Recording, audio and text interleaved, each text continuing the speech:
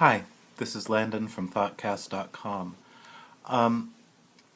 Last night, I attended a vigil for George Hodgins, a 22-year-old man who was shot and killed by his mother Elizabeth, who then killed herself. The event was organized by Zoe Gross of the Autistic Self-Advocacy Network. I ask that you visit her blog, Illusion of Competence, and read the remarks that she read.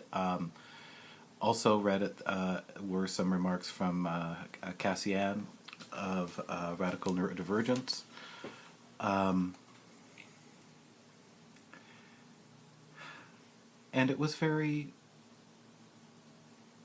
powerful for me to be there with a group of in the presence of a group of people who agreed that that George's death was a tragedy, and that it was more than an extension of his mother's suicide. There's also a nice report from Channel 5 News.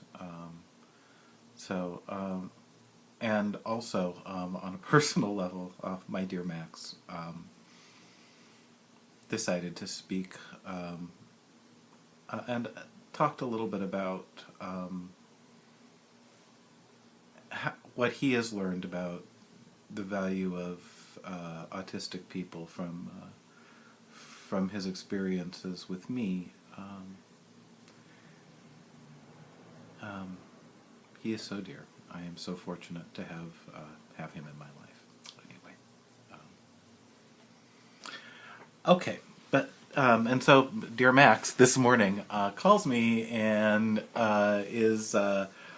is concerned because there's this letter in our local paper, the San Jose Mercury News, and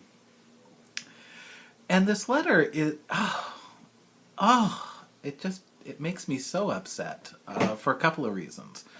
Partly because it's from the presidents of the Autism Society of America and of the Autism Society of California, and I have a hard time finding organizations that I can recommend that people should donate to.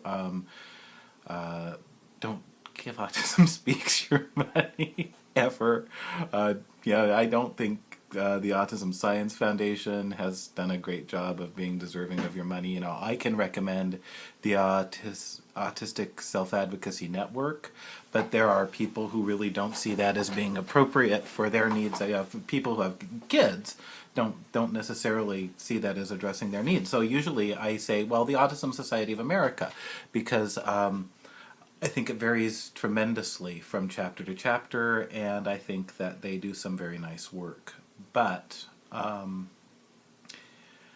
so disappointed with this letter. I'm not going to be able to make that recommendation anymore because it's... Well, this is how it begins. The tragic story of Elizabeth Hodgins, who last week took her own life, and that of her 22-year-old son with autism, leaves us truly devastated. No, at no point in the letter do they mention George's name or acknowledge that he was a person.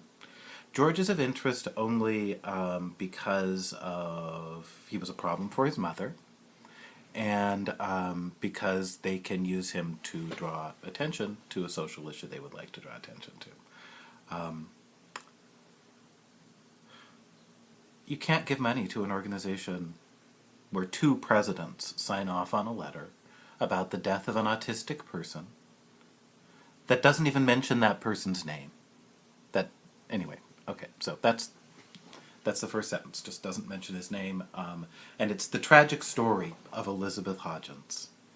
Yeah, I would love, every time, right, there's somebody who kills a murderer, let's refer to, the assassination of Abraham Lincoln as the tragic story of John Wilkes Booth. He did also, right, pretty much kill himself. He died, that's where our attention should go, right? Always to the person who pulled the trigger, if they're more like us. While this incident is an anomaly, it ain't that much of an anomaly. It shows that high stress on parents is very common in the autism community. Does it? Does this lady killing herself and shooting her son show that high stress is common in the autism community? I mean, of course, it is. High parent stress is common in any community. As Liz mentioned in her when talking to the reporter who was there last night, parenting is tough. And yes, of course, having a disabled child is tougher than having a child who is not disabled. No one questions that. Okay. Continuing with this letter from, again, the president of the Autism Society of America and the Autism Society of California. Two presidents signed off on this, and it didn't occur to them. Mentioning the boy's name might be a good idea. Okay, two presidents. We feel that stories such as this will continue if families still feel hopeless in their struggles. According to the Mercury News, Hodgins was exhausted trying to find a program for her son. Actually, no. Sort of. Hodgins pulled him out of a perfectly good program in which they would have been perfectly happy to continue with him, and which she never requested that he might return. That's what was reported in the Mercury News. And that's what I believe the facts to be. Okay, so it wasn't that she couldn't find a program for him. There was a program in which he had been for his entire life that had an adult program, which she never asked about getting help to get him into. This is not a story about somebody who did not have we don't know. There are all sorts of resources that she may not have had available, but a program that would take him, that was appropriate, is not one of those resources that was not available to her. Okay? So, continuing. Like most states, California provides little or no appropriate support to individuals with developmental disabilities once they turn 22. That's true. In addition, California has cut $1 billion in developmental disability services during the past 3 years, yes. And the Department of Developmental Services will cut another $200 million within the next year. And those are terrible things, and I agree. Actually, that monetary stuff probably did play a role, very much a role, in this death and in many other deaths. But you know what? It plays a role when some guy loses his job and offs himself and his family too, right? But we don't look at those people just as stick figures to make a political point. At least, usually we don't. And with autistic people, usually we do. Continuing with their letter, we cannot wait long for change. Autism diagnosis is experiencing a staggering growth rate. Today, 65% of all state regional center intakes relate to autism. And of course, then we return to the divorce rate among parents with autism is as high as 70% due to the pressure. It's kind of been thoroughly debunked, so no. And so what? Really...